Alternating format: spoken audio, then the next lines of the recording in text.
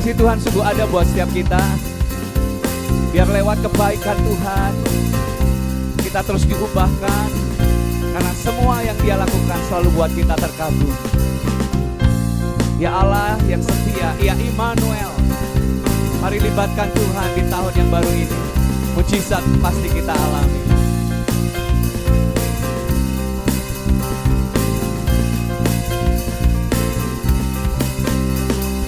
Dalam rembulan cahaya mentari,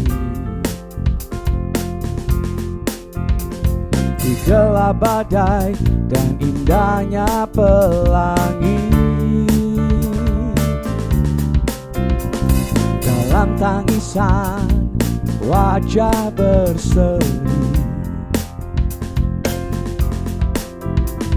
aku temukan kasih terbesar bagi dunia ini.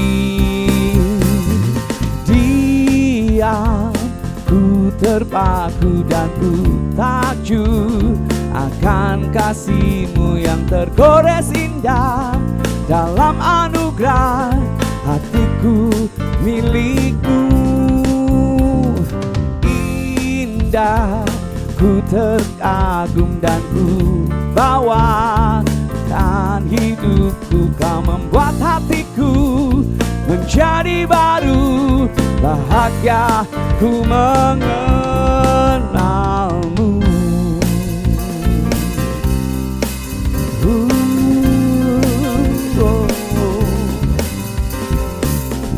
Kasih-Mu termegah buat kami Tuhan. Mari kembali sama-sama katakan dari awal. Dalam rembulan, dalam cahaya mentari, di gelap badai dan indahnya pelangi, dalam tangisan dan wajah berseri, aku temukan kasih terbesar bagi dunia ini. Diam, ku terpaku dan ku takjub akan kasih-Mu yang tergores indah. Dalam anugerah hatiku milik-Mu, indah, ku terkagum dan ku bawakan hidupku. Kau membuat hatiku menjadi baru, bahagia ku mengenal. Diam, ku terpaku dan ku takjub akan kasih-Mu yang tergores indah. Dalam anugerah hatiku milik-Mu Tuhan. Diam, ku terkagum dan ku bawakan hidupku. Kau membuat hatiku menjadi baru, bahagia ku mengenal-Mu.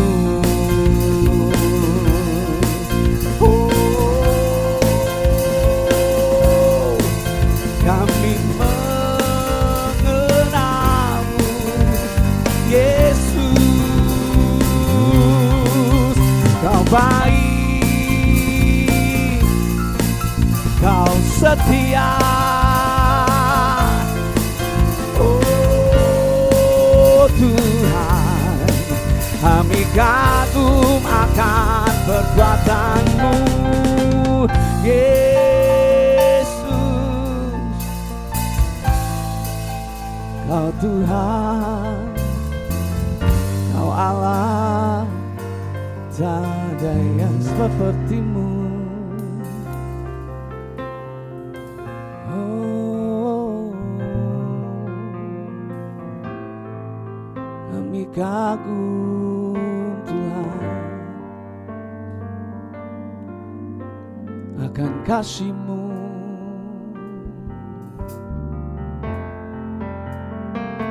Sungguh Kau baik Tuhan buat kami.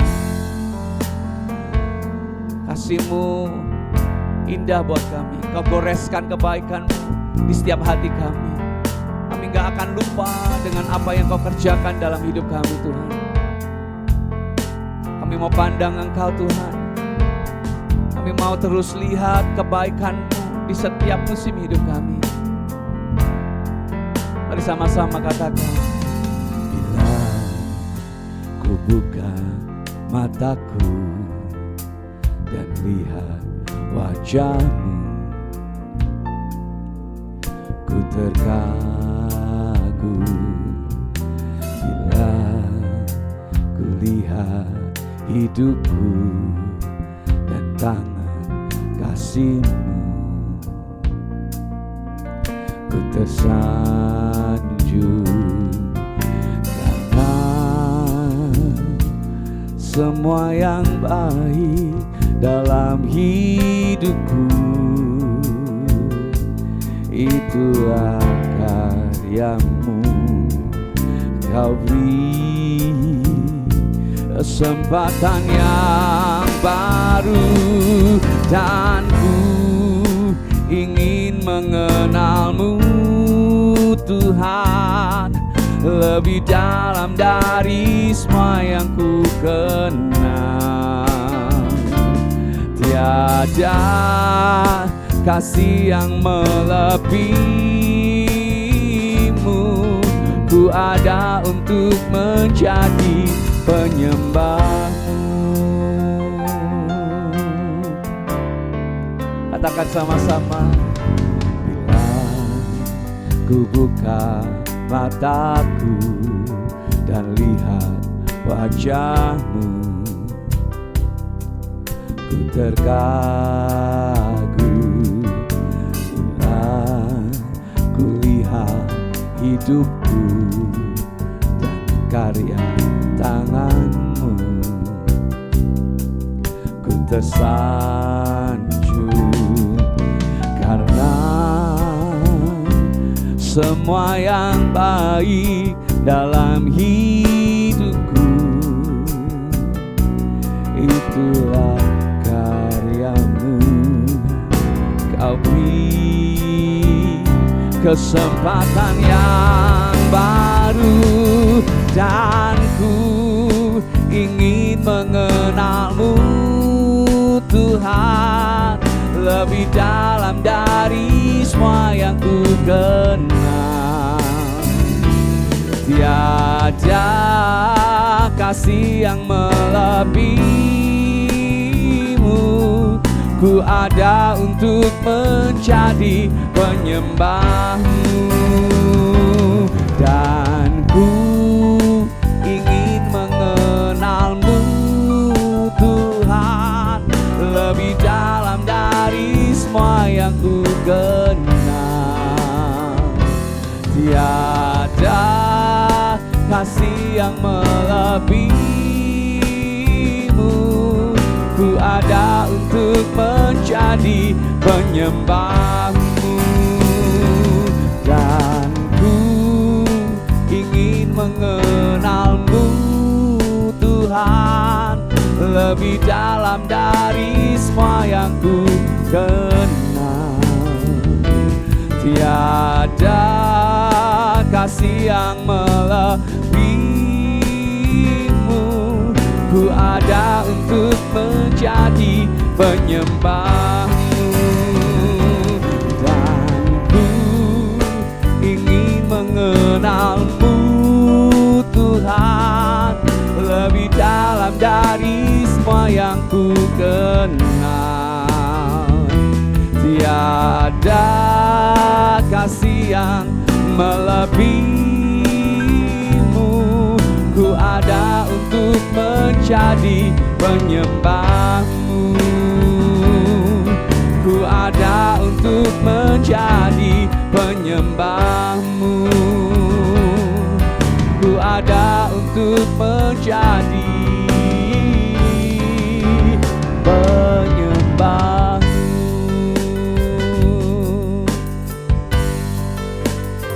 Kami mau, Tuhan, mengenal-Mu. Kami mau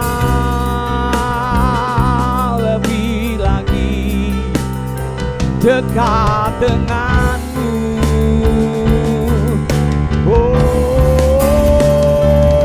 Mengenalmu lebih indah dari segalanya. Kami aman di dalammu, kami tenang bersamamu.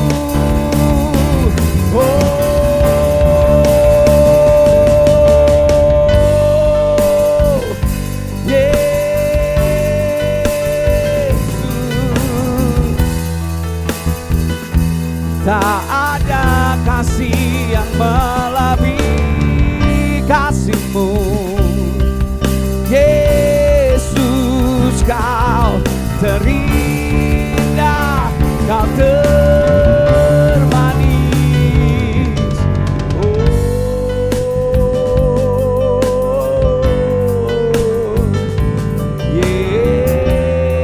Yesus, kasih-Mu Tuhan, kasih-Mu terindah.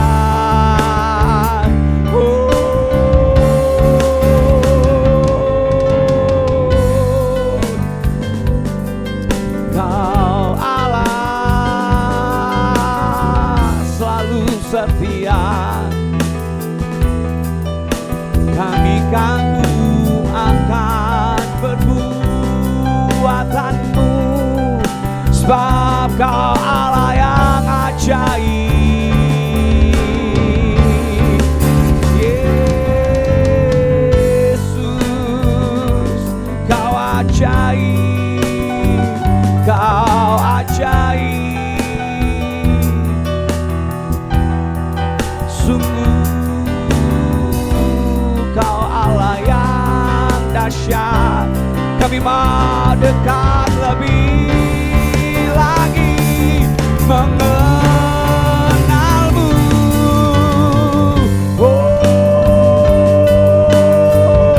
Mengasihimu, mencintaimu, berjalan bersamamu. Itulah kerinduan kami Tuhan, indah bersamamu, indah di hadirat-Mu. Oh Tuhan, Kau termanis. Yesus, Kau terindah.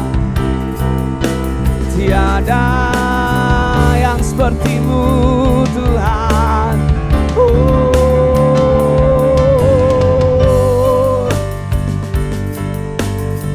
Ya, kami bersyukur kami punya Allah yang baik, yang setia, seperti Bapa yang mengasihi anaknya. Demikianlah kasih-Mu bagi kami.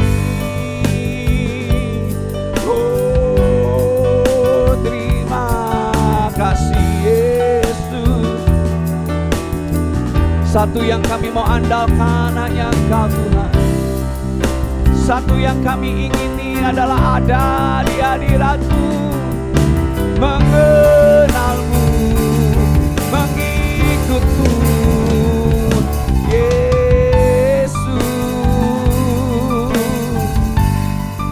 Engkau Allah yang selalu ada buat kami dalam segala keadaan hidup kami Tuhan.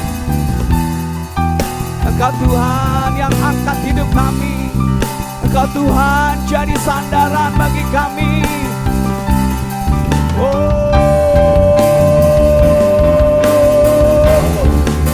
Kaulah sandaran hidupku, gunung batu dan perlindunganku sampai akhir ku nyatakan.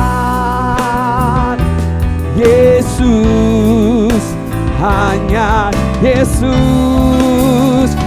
Kaulah sandaran hidupku, gunung batu dan perlindunganku, sampai akhir ku nyatakan Yesus, hanya Yesus. Kaulah sandaran hidupku, gunung batu dan perlindunganku, sampai akhir ku nyatakan Yesus, hanya Engkau yang ku andalkan. Oh Yesus, hanya Engkau, hanya Engkau Tuhan. Satu-satunya andalan kami, satu-satunya harapan kami, hanya Yesus, tiada yang lain, hanya Engkau Yesus. Oh Tuhan, ya saat kami andalkan Engkau, saat kami berseru, Engkau Tuhan yang setia, tangan-Mu menopang kami, Kau genggam kami dengan tangan-Mu yang kuat. Terima kasih Yesus, tak ada lembah kelam yang tak dapat kami lewati Tuhan. Bersama-Mu kami aman, bersama-Mu kami tenang, ya Yesus. Oh, kami bersyukur punya Allah yang setia. Kami percaya Engkau dahsyat, Engkau ajaib dalam segala perbuatan-Mu. Oh Yesus, sungguh heran perbuatan-Mu. Kami percaya Tuhan, Engkau hadir selalu di setiap keadaan hidup kami. Kami percaya Tuhan, langkah demi langkah Engkau ada bersama dengan kami. Di tahun yang baru ini kami mau song-song tahun yang baru ini Tuhan, dengan hati yang penuh sukacita. Sebab keadaan hidup kami ditentukan oleh firman-Mu Tuhan, ditentukan oleh kasih-Mu yang besar, kuasa-Mu tak terbatas Tuhan, untuk menolong kami, untuk sertai setiap kami Tuhan. Oh Tuhan, kami percaya tiada yang mustahil bagi-Mu Yesus.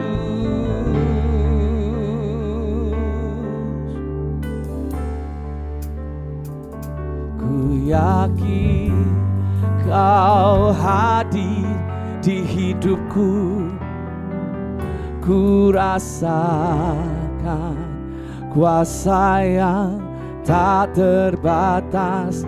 Ku yakin Kau nyata di hidupku, kemenangan terjadi sekarang. Ku yakin Kau hadir di hidupku, ku rasakan kuasa yang tak terbatas. Ku yakin Kau nyata di hidupku, terjadi sekarang. Ku yakin Kau hadir di hidupku. Ku rasakan kuasa yang tak terbatas. Ku yakin Kau nyata di hidupku. Kemenangan terjadi sekarang. Mari angkat suara, katakan dengan iman. Ku yakin Kau hadir di hidupku. Ku rasakan kuasa yang tak terbatas. Ku yakin Kau nyata di hidupku. Kemenangan terjadi sekarang. Kemenangan terjadi sekarang. Kemenangan terjadi sekarang.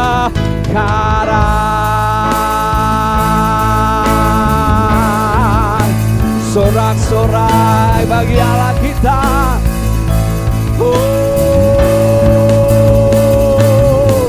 Terima kasih Tuhan.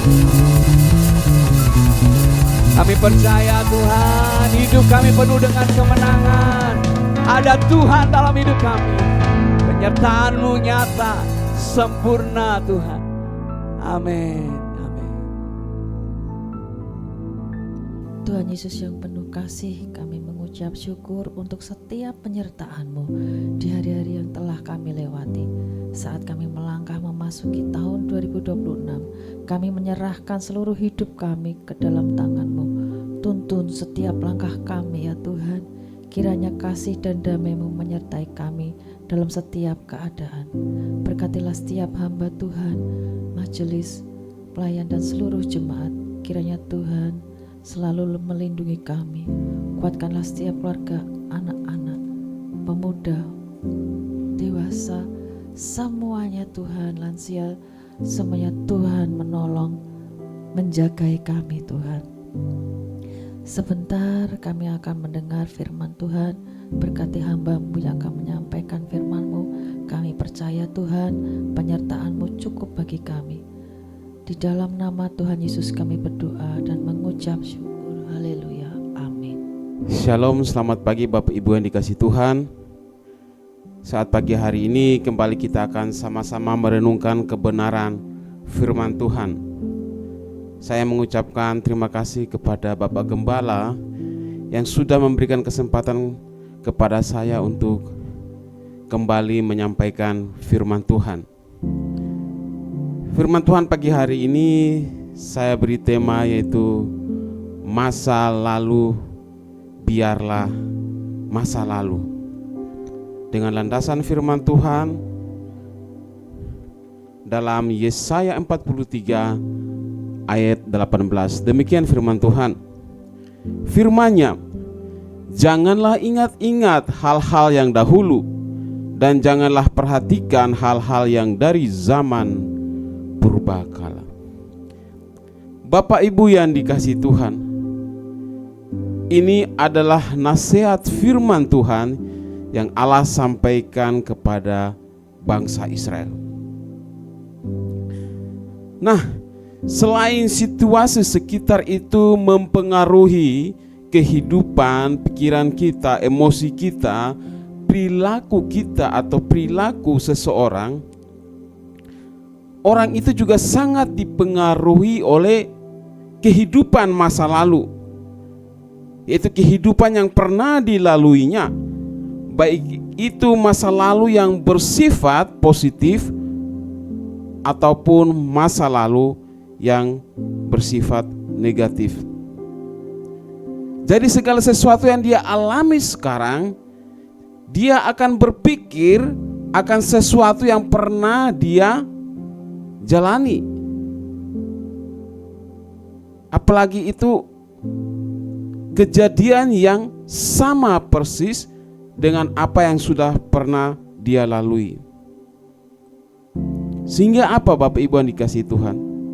Jikalau seseorang mengalami kejadian yang sama yang pernah sudah dia laluinya, maka secara otomatis dia akan berpikir akan masa lalunya, akan apa yang pernah dia laluinya. Dan ada orang mengatakan bahwa masa lalu adalah guru yang paling ampuh. Masa lalu adalah guru kehidupan yang sangat ampuh. Yaitu apa? Dalam membentuk kehidupan kita di masa sekarang maupun masa yang akan datang. Nah, saya memberikan contoh. Jikalau peristiwa yang Bapak Ibu alami, mungkin peristiwa itu dalam hal kerjaan atau di dalam kehidupan sosial, dan peristiwa itu sudah pernah Bapak Ibu alami di waktu-waktu yang sudah berlalu, secara pasti atau pastinya Bapak Ibu akan berpikir atau mengingat lagi apa yang sudah pernah Bapak Ibu lalui atau alami di masa yang lampau.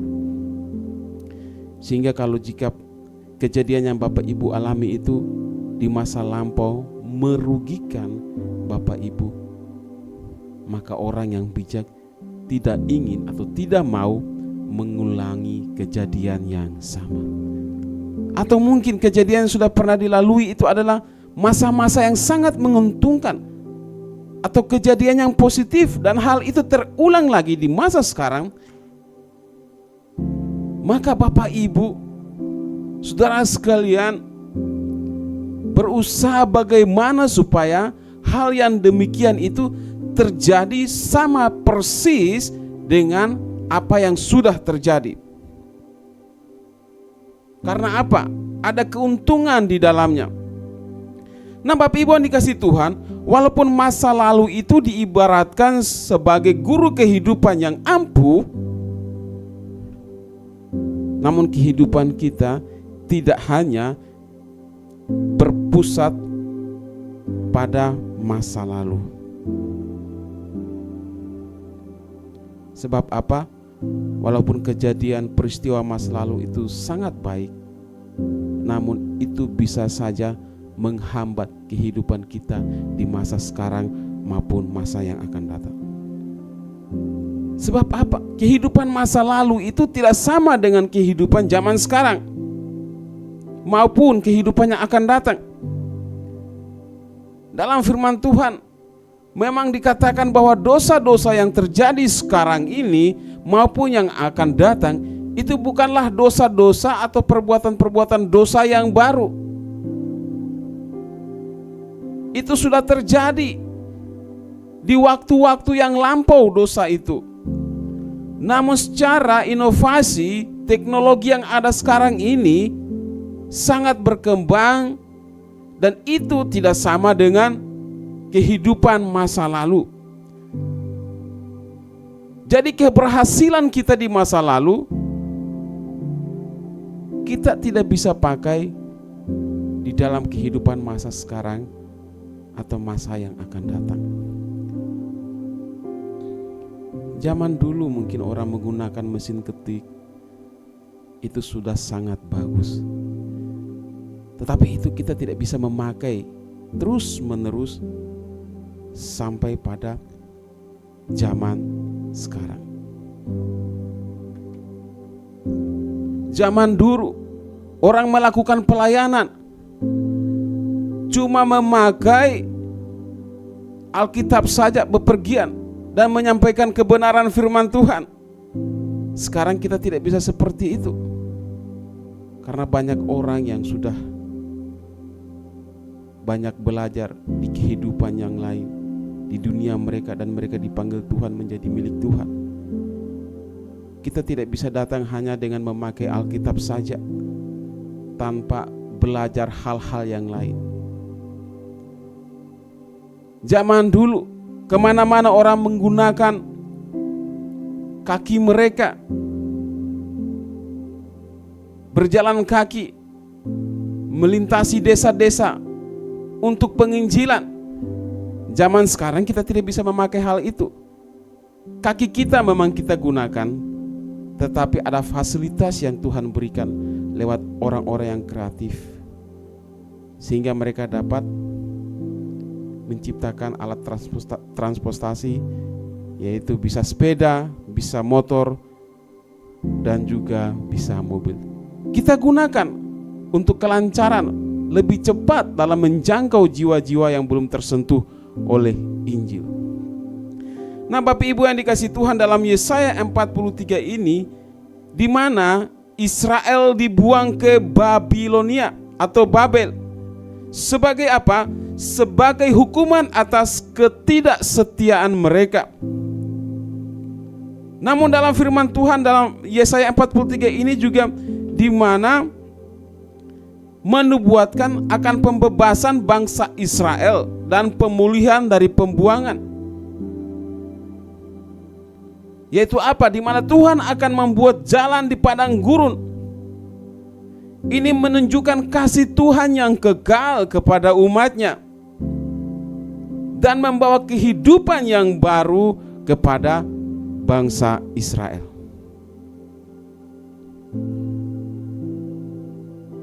Firman Tuhan berkata bahwa jangan ingat-ingat hal-hal yang dahulu. Yesaya 43 ayat 18. Janganlah ingat hal-hal yang dahulu, dan janganlah perhatikan hal-hal yang dari zaman purbakala. Nah, Bapak Ibu yang dikasihi Tuhan, masa lalu apa yang diingat oleh bangsa Israel saat mereka dibuang ke Babel? Yaitu ada 2 poin, masa lalu negatif dan masa lalu positif. Kalau kita melihat masa lalu negatif mereka yang terdapat dalam Yesaya 43 ayat 22 sampai 28, itu di mana Allah bukan lagi penyembahan dari bangsa Israel. Bangsa Israel tidak ada lagi rasa hormat kepada Allah mereka.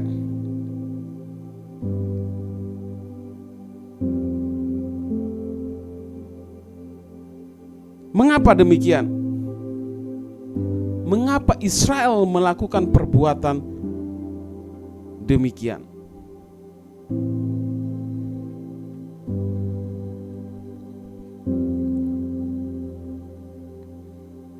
Karena apa?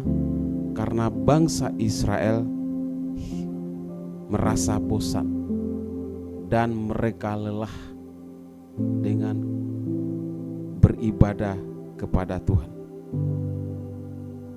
Mereka merasa bahwa ibadah dan ketetapan yang Allah berikan kepada mereka itu bukan lagi suatu hak istimewa yang Allah berikan kepada mereka. Sehingga kegiatan itu dilakukan berulang-ulang, mereka menjadi bosan, mereka menjadi capek. Kalau kita tarik kehidupan Israel dibandingkan dengan kehidupan zaman sekarang, tentunya tidak ada bedanya. Ada anak-anak Tuhan yang bosan datang beribadah kepada Tuhan, capek setiap minggu datang beribadah kepada Tuhan, apalagi melakukan kegiatan-kegiatan gereja lainnya seperti komsel, ibadah bapak-bapak, ibadah ibu-ibu. Merasa capek, dan itu kegiatan yang dilakukan berulang-ulang, dampaknya adalah kebosanan.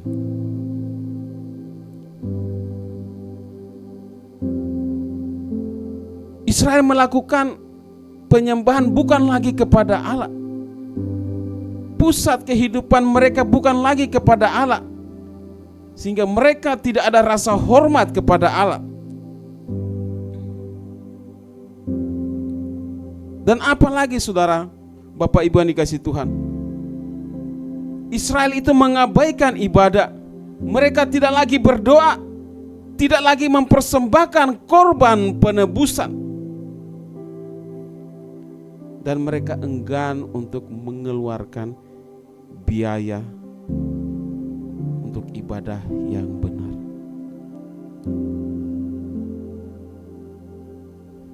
keperluan, kebutuhan, kegiatan ibadah yang dilakukan memang tidak lepas dari biaya. Tuhan ingin agar kita mau berkorban bagi Dia. Dan di situ letak kesetiaan kita kepadanya. Apakah kita mengasihi Tuhan atau kita lebih memprioritaskan materi yang ada pada kita? Biaya itu penting untuk melakukan ibadah lebih baik lagi. Dan Allah minta agar kita mau berkorban bagi Dia. Namun seperti bangsa Israel, mereka mengabaikan hal itu. Kadang kita juga sama, merasa eman-eman untuk mengeluarkan biaya untuk datang bersekutu, berbakti kepada Tuhan, atau menjadi bagian dalam pelayanan pekerjaan Tuhan di mana Tuhan menempatkan kita beribadah. Saya setiap hari Minggu selalu berada di depan gereja. Setengah jam sebelumnya saya sudah di depan dan menantikan menunggu jemaat Tuhan yang datang beribadah. Dan saya mengerti, saya tahu persis jemaat-jemaat yang datang, walaupun saya bukan tipe orang yang mudah menghafal. Ada jemaat yang datang menggunakan Grab, dan itu pasti mereka mengeluarkan biaya untuk datang beribadah kepada Tuhan. Dan di situ saya tersentuh sekali. Mereka mau berkorban datang kepada Tuhan. Nah, Bapak Ibu yang dikasihi Tuhan, pengaruh apa lagi yang membuat Israel berbalik kepada Tuhan? Yaitu pengaruh negatif. yakni apa? Yakni pergaulan mereka, pengaruh di sekitar mereka dari bangsa-bangsa lain, sehingga timbul dorongan di dalam hati mengikuti bangsa lain, yaitu apa? Bangsa Kanaan, dan perbuatan-perbuatan yang tidak bermoral, yaitu tentang penyembahan berhala. Jadi bangsa Israel ini mereka mudah sekali terpancing untuk mengikuti, untuk melakukan apa yang bukan kehendak Tuhan, hanya ingin mengikuti kehidupan dari bangsa-bangsa lain. Walaupun kita mengetahui, kita melihat dalam perjalanan keluar mereka dari Mesir, di situ mereka menyaksikan betapa kuasa Tuhan, betapa kedahsyatan Tuhan yang Tuhan tunjukkan di dalam kehidupan mereka sampai keluar dari Mesir. Namun mereka sangat mudah sekali terpengaruh, mudah sekali mengikuti kehidupan bangsa lain. Bapak Ibu yang dikasihi Tuhan, kehidupan kita umat-umat Tuhan harus disadari bahwa kita ini masih di dalam dunia. Banyak hal yang kalau kita lihat di sekitar kita itu tidak mencerminkan kehendak Tuhan di dalam dunia ini. Namun kita masih hidup di dunia ini. Mau tidak mau kita akan diperhadapkan dengan hal-hal yang tidak menjadi kehendak Tuhan. Apakah di situ kita mau mengikuti keinginan dunia, mengikuti gaya hidup dunia, atau kita tetap dalam kehendak Tuhan sesuai kebenaran firman Tuhan?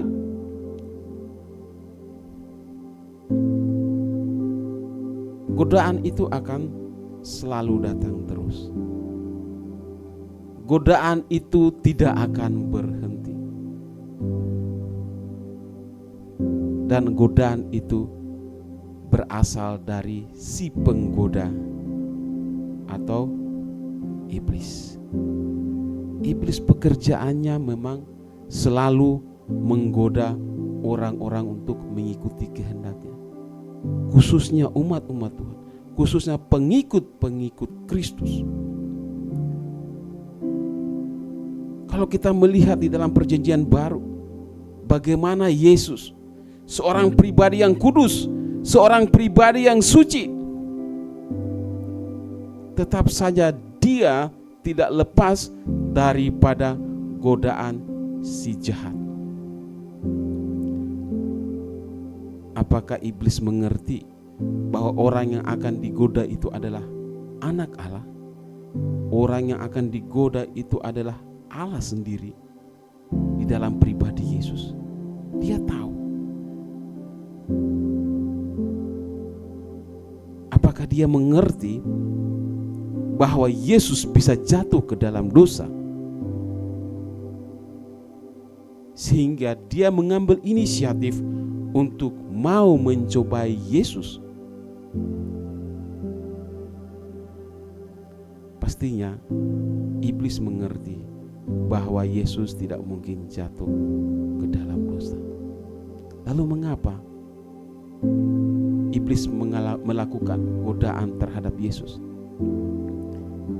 Karena memang sifat iblis adalah suka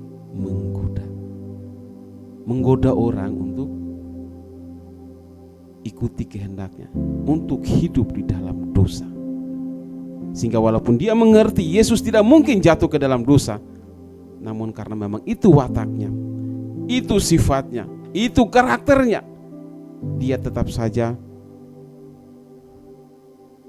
mau menggoda Yesus.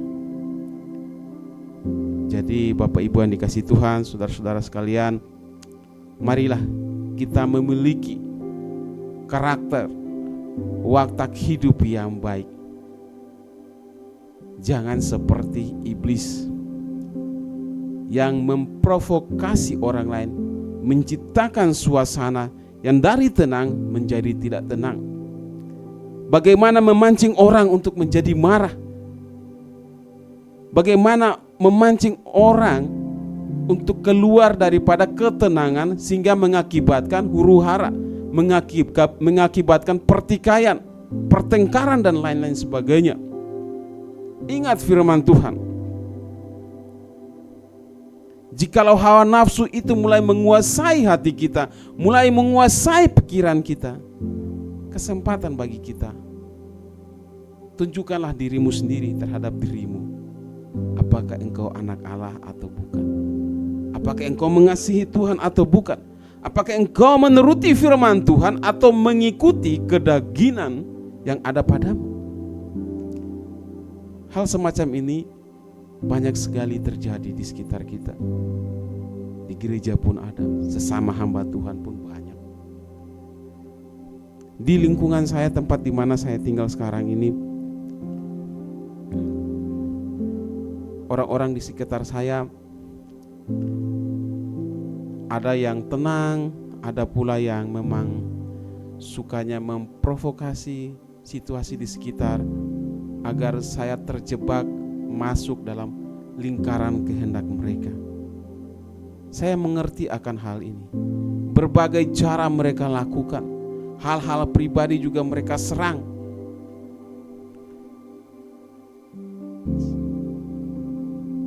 Namun saya berpikir secara positif. Hal-hal yang demikian saya punya batasan-batasan. Tetapi sangat menyentuh ke dalam, sebagai manusia kita harus mengambil tindakan, menunjukkan bahwa kita tidak seperti apa yang mereka bicarakan. Nah, Bapak Ibu yang dikasihi Tuhan, Israel di dalam Yesaya ini, bagaimana mereka tidak lagi menghormati Tuhan, tidak lagi mengabaikan ibadah kepada Tuhan. Mereka tidak lagi mau bersusah-susah untuk mempersembahkan apa yang menjadi milik mereka kepada Tuhan.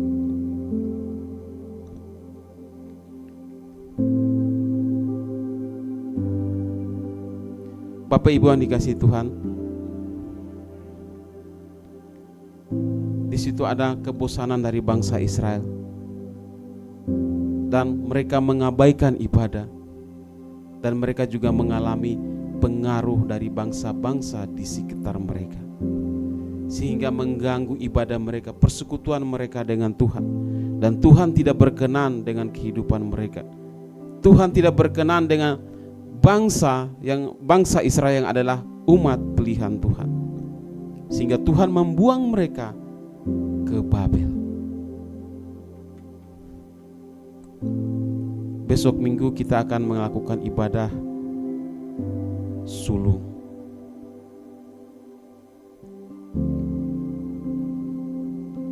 Apa itu ibadah sulung, Bapak Ibu yang dikasihi Tuhan?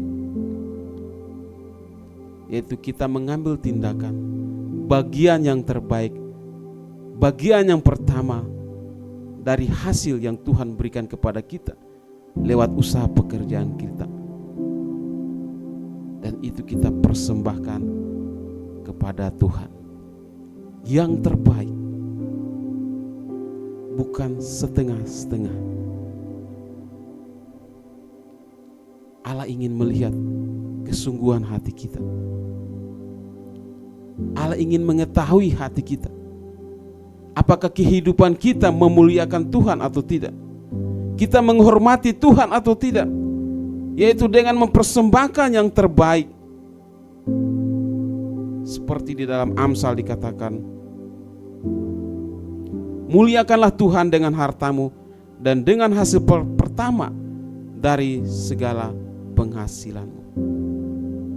Kita mempersembahkan semua itu sebagai tanda iman kita kepada Tuhan, rasa syukur kita kepada Tuhan.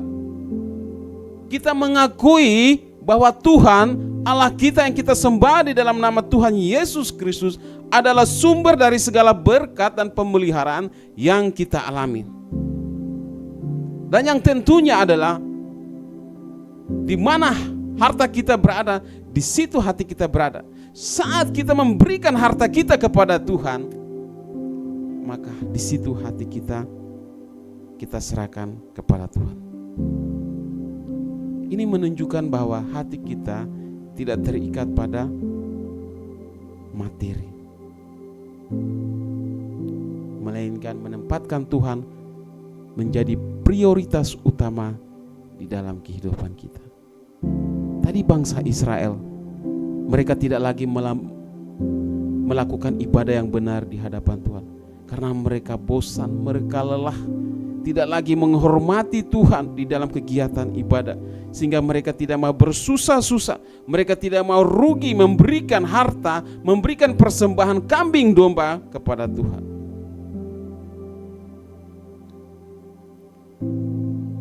Dan yang berikut, persembahan yang kita berikan kepada Tuhan di dalam ibadah sulung adalah mendukung pelayanan. Dan di situ kita juga bisa membantu orang-orang di sekitar kita yang membutuhkan pertolongan lewat pemberian persembahan yang kita berikan kepada Tuhan dan dikelola dengan benar oleh gereja. Dan gereja menyalurkan kepada orang-orang yang membutuhkan.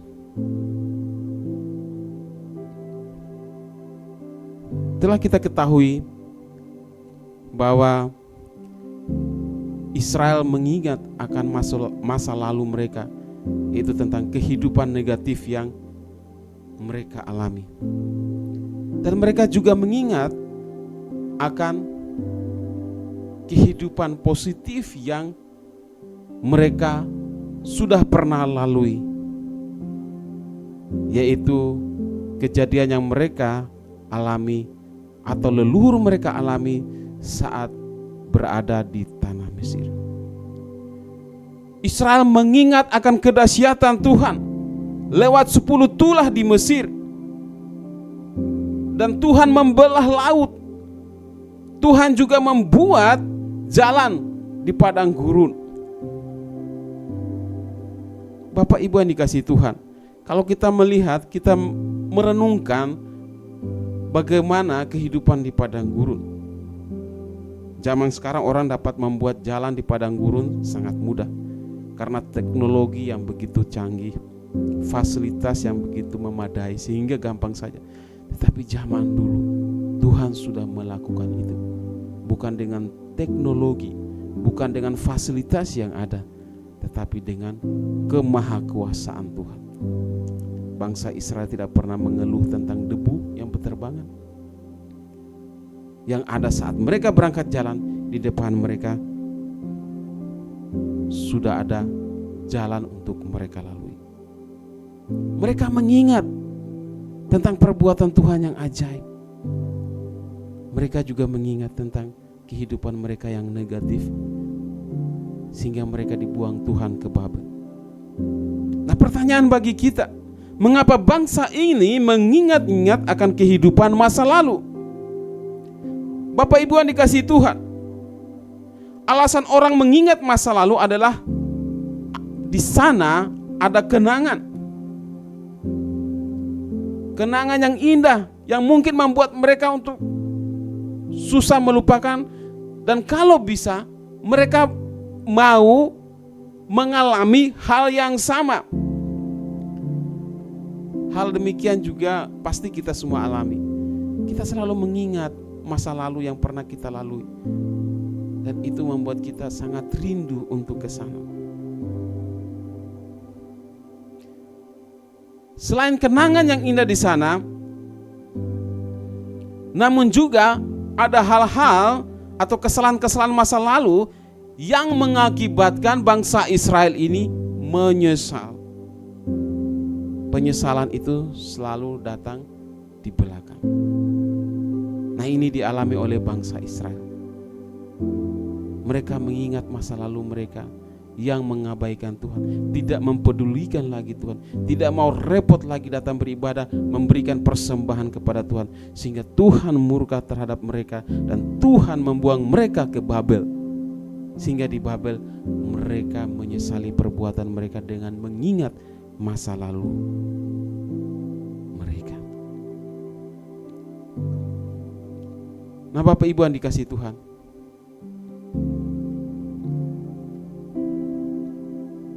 namun mengapa di dalam Yesaya 43 ayat 18 ini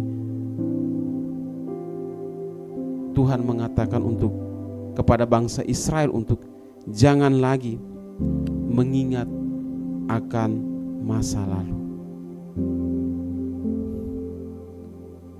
Bukan berarti kita benar-benar melupakan masa lalu, tetapi fokus pusat kehidupan kita jangan didasarkan pada kehidupan masa lalu.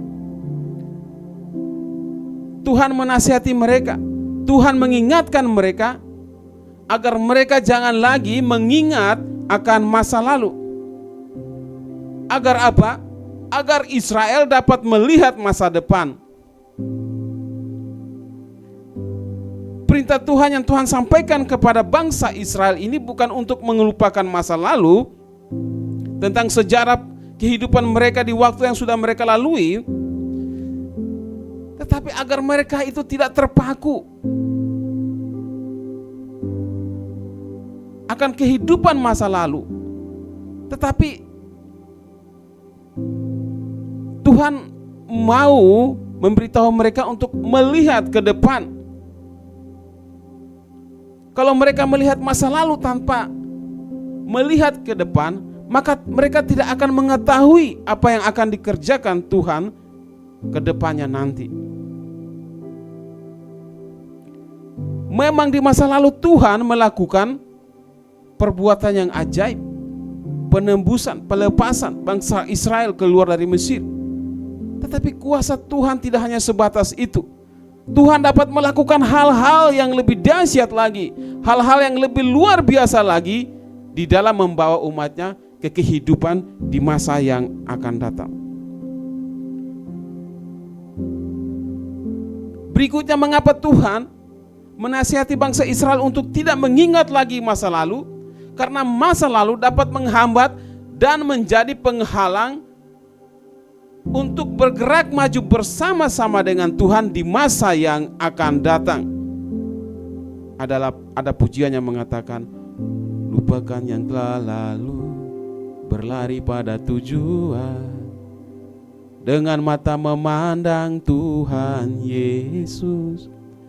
Kalau kita tidak memandang Tuhan Yesus yang di depan, kita hanya melihat di belakang saja, maka kita tidak tahu apa yang akan Tuhan kerjakan di depan. Sehingga Tuhan mengatakan, memandanglah ke depan, lihatlah ke depan apa yang akan Tuhan kerjakan di dalam kehidupan Israel.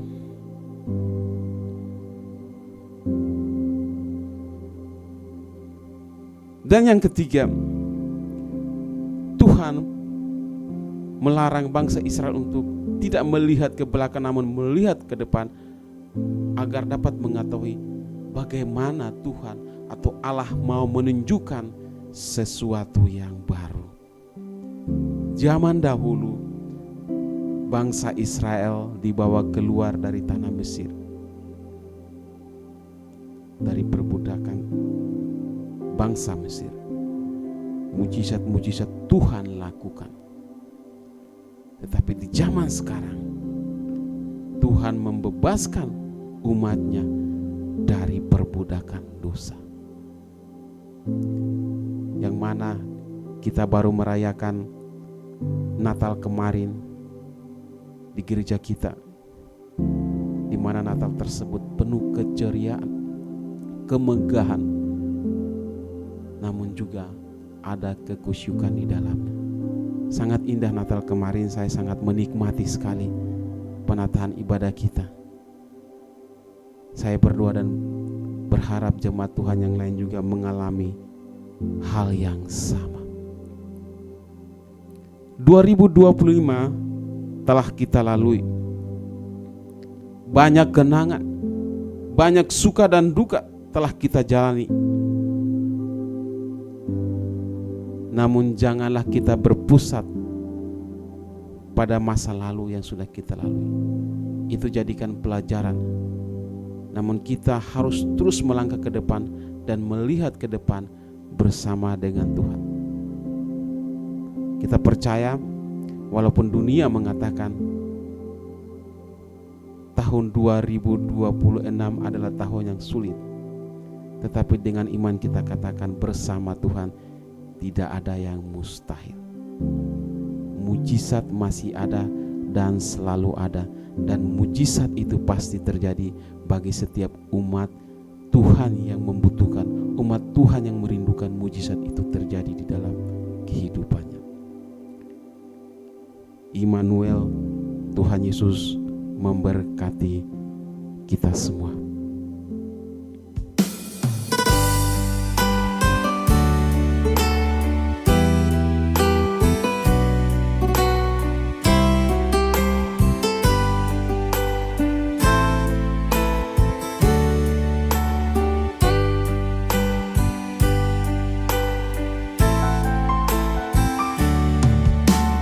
Banyak perkara yang tak dapat ku mengerti, mengapakah harus terjadi di dalam kehidupan ini. Satu perkara yang ku simpan dalam hati, tiada sesuatu kan terjadi tanpa Allah peduli. Allah mengerti, Allah peduli segala persoalan yang kita hadapi. Tak akan pernah dibiarkannya ku bergumul sendiri, sebab Allah mengerti.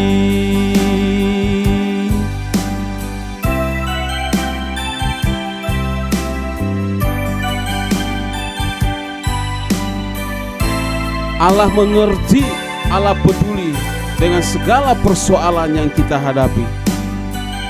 tetap percaya dan berharap padanya. Banyak perkara yang tak dapat ku mengerti, mengapakah harus terjadi